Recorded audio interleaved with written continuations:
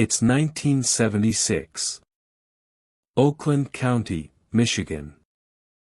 Snow is starting to fall, and families are getting ready for the holidays. Kids are riding bikes after school. Parents are at work. It's the kind of place where everyone knows everyone, where doors are left unlocked, and children walk home alone without a second thought.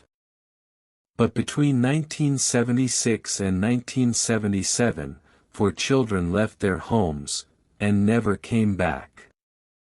We often look at these cases as just headlines from the past. Cold files. Unsolved mysteries that belong to another era. But today, I want us to look at the people behind the stories. Because what happened in Oakland County wasn't just a mystery, it was a tragedy that shattered a community's sense of safety forever. This is the story of the Oakland County Child Killer, a case that remains unsolved to this day. After carefully reviewing the case files, I believe the truth may have been closer than anyone ever realized.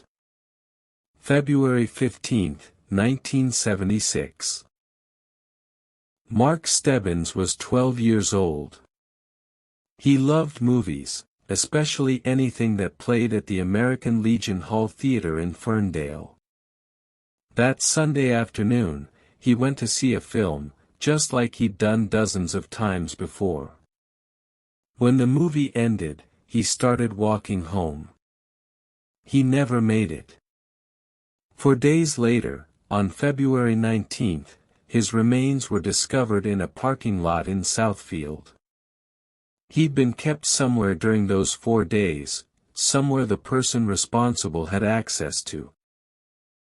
When Mark was found, he was clean. His clothes had been washed and pressed. Even his fingernails had been carefully cleaned. Then, December 22, 1976, just days before Christmas. 12-year-old Jill Robinson had an argument with her mother. It was the kind of argument families have during the holidays, nothing unusual, nothing that would make you think twice. But Jill was upset. She grabbed her bicycle and left their home in Royal Oak. She was seen riding along a main road. And then, she wasn't. 6 days later, on December 26, Jill was found along the side of Interstate 75 in Troy. Like Mark, she'd been kept somewhere. And like Mark, she'd been meticulously cleaned before being left in a public location. The medical examiner noted that she'd been looked after during those 6 days. Someone had fed her. Kept her warm. And then, at some point, her life was taken, and her body was carefully placed where it would be found. I can only imagine what those 6 days must have felt like for Jill, for her family searching without rest, and for the person who held her, someone capable of sustaining a disturbing contradiction between apparent care and unimaginable cruelty. By early 1977, Oakland County was on edge. Parents were terrified. Children were no longer allowed to walk alone. The community was holding its breath, hoping it was over. But it wasn't. January 2, 1977. 10-year-old Kristine Mihelich left her home in Berkeley to go to a convenience store. She wanted to buy a magazine. It was a short walk, one she'd made before. But somewhere between her house and that store, she vanished. 19 days later, on January 21, Kristine was found in a snowbank in Franklin Village. Once again, the same pattern, she'd been kept somewhere. She'd been cared for. She'd been cleaned. And then she was left in a location where she would be discovered. 19 days. That's over 2.5 weeks. And during that time, her family had no idea if she was alive or where she might be. The uncertainty is something I can hardly comprehend, the weight of that pain and what she and her family were enduring during those agonizing moments. And then, March 16, 1977. Timothy King was 11 years old. He was staying with his sister and her husband in Birmingham while their parents were out of town. That evening, Timothy asked if he could walk to a nearby pharmacy to buy candy. His sister said yes. He was last seen leaving that pharmacy, carrying a skateboard and a bag of candy. 6 days later, his remains were located in a ditch in Livonia. Like the others, Timothy had been kept somewhere. He'd been fed. Investigators found his last meal included fried chicken from a specific restaurant chain. His clothes were clean. Everything about the scene matched the previous cases. Except for one difference. Timothy's skateboard was found laid across him. Almost, placed there. Like a message. Or a signature.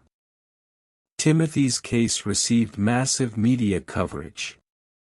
His father had been vocal in the press, even offering suggestions about how the person responsible might be operating. Some investigators believe the person who took Timothy was watching that coverage, and that the skateboard was his way of responding. If that's true, we're not just talking about someone who planned these acts carefully. We're talking about someone who was engaged with the investigation. Someone who wanted to be part of the conversation. After Timothy, the cases stopped, completely. No more children went missing with this same pattern. No more meticulously cleaned victims left in public locations. The Oakland County Child Killer simply vanished from the record.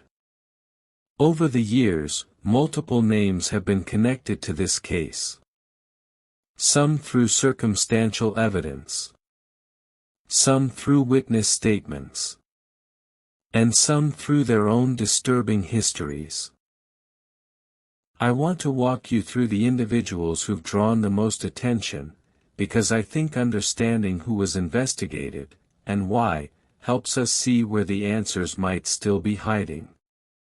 The first name that comes up again and again is Christopher Busch. Busch came from a prominent family in Bloomfield Hills, wealth, connections, influence. But in the years before these incidents occurred, he'd been convicted of predatory behavior toward minors. He served time, and after his release, he was living in the Oakland County area during the exact period when these 4 children went missing. Here's what makes Busch so significant. Investigators found ropes in his home that were microscopically similar to ligatures found on one of the victims. Hair samples were discovered. And perhaps most damning, Busch had access to a car and to multiple properties where someone could have been kept without arousing suspicion. Despite all of this, Busch was never charged in connection with the cases and passed away in 1978. While the official report stated he took his own life, many still wonder if that was truly the end, as certain lines of investigation seem to quietly fade away. As I went through the report, I kept wondering how much influence his family may have had behind the scenes. Money can sometimes create space between a suspect and true accountability. In this case, I believe that space may have cost us the answers we were searching for. Then there's Arch Edward Sloan. Sloan was connected to Christopher Busch, they knew each other, and investigators believed they may have been involved in deeply disturbing activities together. When Sloan's property was searched, they found photographs, drawings, materials that pointed to an obsession with children. But once again, Sloan was never charged with these specific cases. He passed away in 2005, taking whatever he knew with him. There is something about this case that feels unsettling.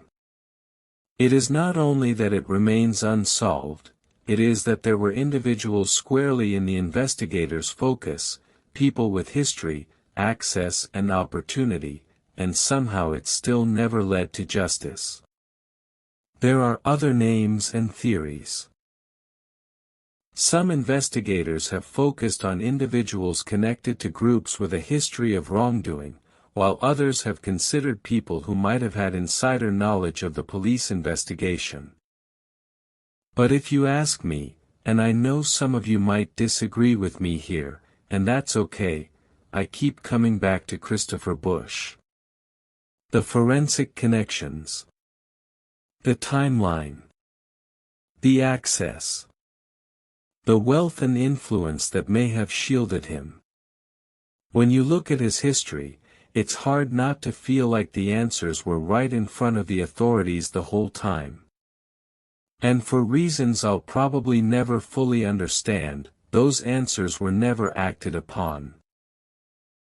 When I close these files, I don't just see a mystery. I see 4 children who should have grown up. I see a community that still remembers their names decades later. Cases like this remind me that history isn't distant. It lingers. It echoes. And sometimes, it waits. This case leaves us with more questions than answers. But I'm curious to hear your perspective. Of everything we looked at today, which detail felt the most unsettling to you? Do you believe this was one individual? Or something more organized? Let's talk about it in the comments.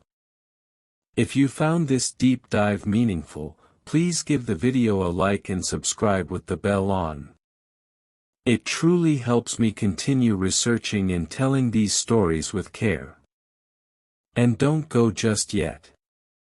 I've placed one other case on the screen that I think you'll find just as haunting. I'll see you over there.